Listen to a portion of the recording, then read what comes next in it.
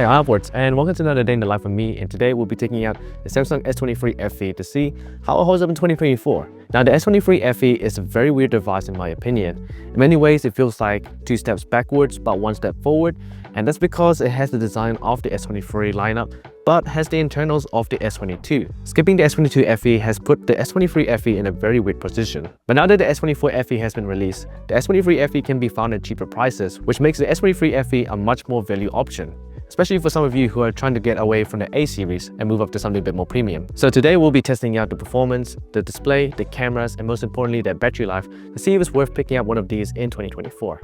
So it's currently 9:50, our battery percentage is 100%. Let's get into this day in the life.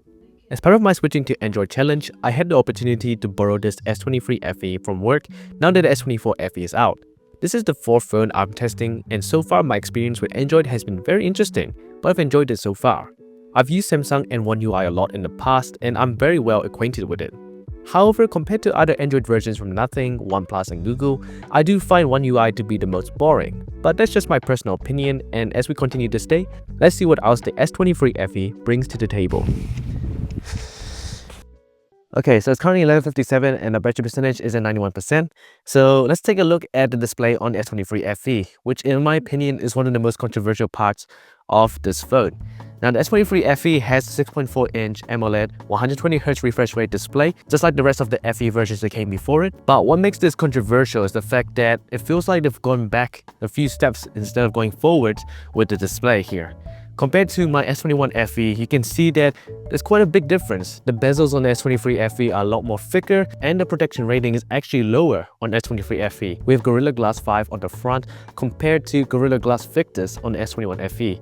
So it's kind of weird to see that a worse display is actually on S23FE when compared to the S21FE. The only saving grace that the S23FE has, it has a slightly higher peak brightness of 1450 nits, but higher brightness doesn't do anything when it has to combat a really reflective display, which the S23FE has the most reflective display I've ever seen on a smartphone. So that peak brightness does pretty much nothing. What we have on the S23FE is an 83% screen to body ratio, Full HD 403 pixels per inch density, and HDR10 classification, which is all pretty standard, but when you put it against the S21FE, which has all of those features, plus Gorilla Glass Victus, a much less reflective display, and much more thinner bezels, the S23FE just looks a bit weird. So all in all, the display here is alright, but not that great. So I'll be giving the S23FE's display B rating. Alright, that's it for the display. Let's keep going on with this day in the life.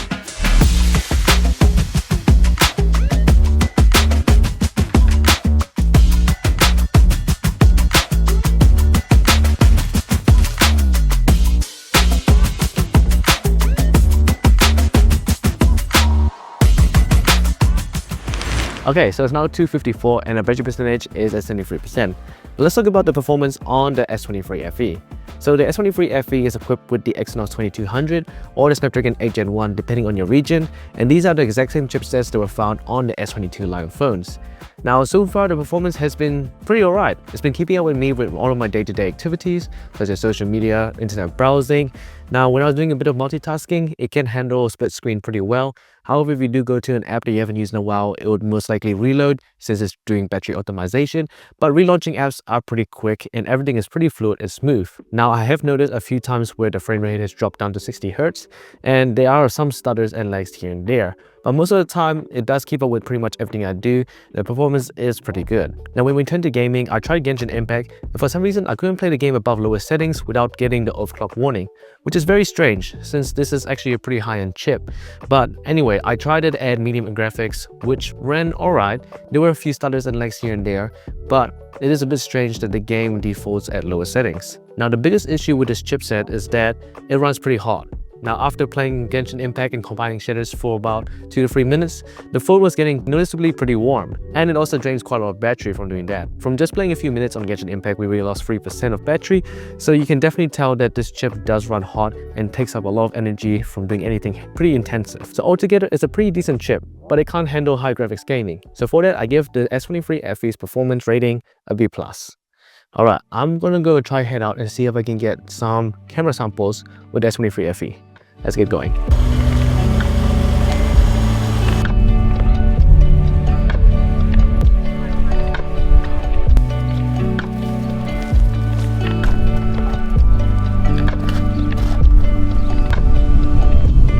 So we have now reached the Ruger, and I'm going to be testing out the cameras on the S23FE. So the S23FE is equipped with a triple camera setup. We have a 50 megapixel main wide camera, a 12 megapixel ultra wide, and an 8 megapixel telephoto. And on the video side, we can shoot up to 8K. So let's take a look at how good these cameras are in 2024. Starting with the main sensor, the S23FE takes some really nice photos. Punchy, sharp, vibrant, and vivid. Typical Samsung. These photos have great dynamic range with clear highlights and shadows. Sometimes exposure can be a bit off, but generally the main sensor takes some really great photos. On the ultra-wide, we get some really nice crisp shots with good details and sharpness. However, the dynamic range is not as good as the main sensor. On the telephoto sensor, which is the weakest part of the setup, exposure can be a bit off and results are kept at a pretty low resolution. It also misses focus here and there, and I generally don't like the telephoto sensors equipped on the FE line of phones. They just aren't that good. So no models today, just me self-portraiting. But anyway, this is the video capabilities. We can shoot up to 8K 24 FPS on these cameras, but it's only on the main wide camera. But I'm just going to shoot at 4K 30 FPS, so this is the video capabilities. I think it's alright. Let's try switch out to the ultra wide. So ultra wide there. Let me know what you guys think about the video quality. Overall, the cameras on the S23FE are decent, but not amazing in any way. It's versatile with 3 focal lengths and the video quality is pretty good, but the telephoto just isn't a good pair with the rest of the cameras. So overall, I give the S23FE a B+ rating.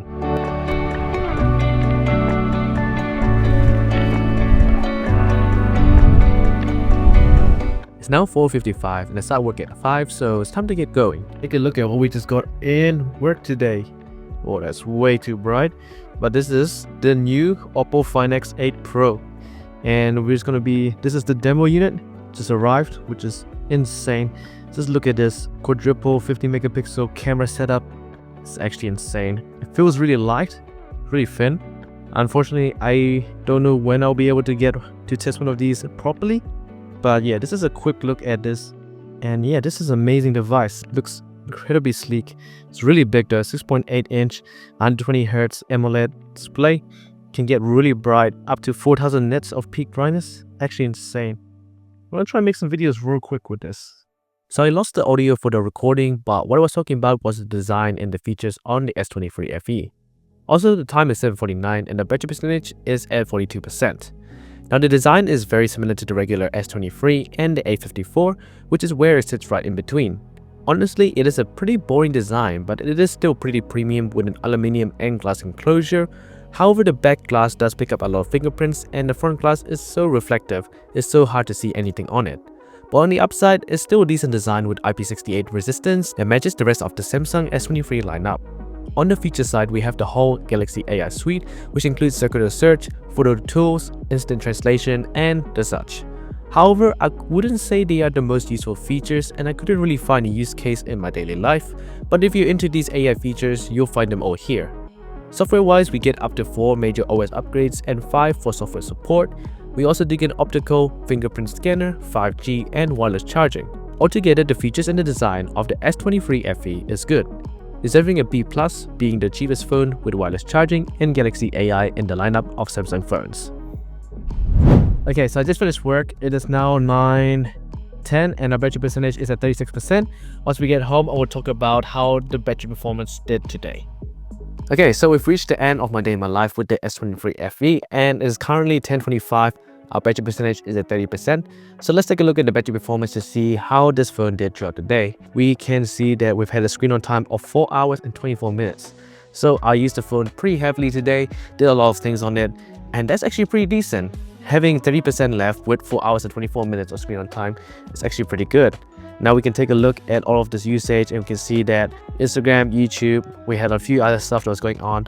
Those took up a lot of battery power. All in all, I'm pretty impressed by the battery performance on the S23FE. Coming into this, I was thinking that the S23FE wasn't going to perform that well, hearing from other people that their battery hasn't been that great, but I'm actually really impressed and I'm going to give this phone an A rating for its battery performance. So let's talk about the rest of the phone in general. Well, the S23FE is still a bit of a confusing phone for me. The display feels like it's taken 2 steps backwards, the performance is a bit lackluster, but the cameras still hold up pretty well with some pretty good features and a solid design. And what shocked me the most was its incredible battery life. So altogether, this phone gets a 75 or B+ rating, which makes this a pretty decent phone and a decent choice for anyone who's looking for a pretty solid phone. This was definitely a bit under my radar. I was not expecting the battery life to be this good. So if you're looking for a sub-flagship phone that has some really good battery performance, decent cameras, and an alright display and an alright performance, and you really like Samsung, then the S23 FE could be a great deal for you. So that's it for this video. I'm Upwards, and if you enjoyed this video, make sure to subscribe to this channel, and I'll see you guys in the next one.